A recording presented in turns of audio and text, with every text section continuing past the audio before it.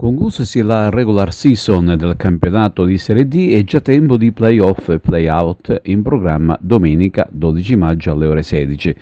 Per quanto riguarda i play-off del girone A, il programma prevede le semifinali Turris Castrovillari e Marsala Portici.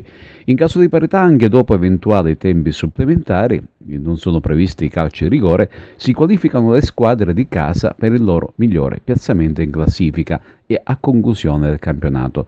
Sempre domenica 12 si disputeranno anche play-out che prevedono San Gataldese Roccella e Città di Messina Locri. Pure in questo caso, nell'eventualità di parità, dopo eventuali tempi supplementari, si salvano le squadre di casa in virtù del migliore piazzamento in classifica. Invece bisognerà attendere il prossimo 19 maggio per la semifinale di andata interregionale e per il 26 maggio per quella di ritorno tra le migliori seconde classificate del campionato d'eccellenza.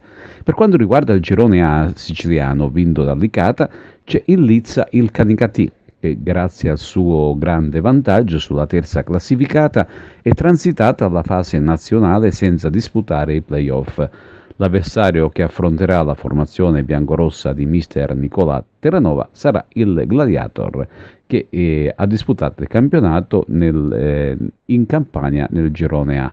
Per quanto riguarda il girone di promozione, si giocheranno in campo neutro con eventuali tempi supplementari e calci di rigore gli spareggi tra le squadre che hanno vinto i playoff dei 4 gironi della promozione, con in palio per le due vincenti altrettanti posti in eccellenza.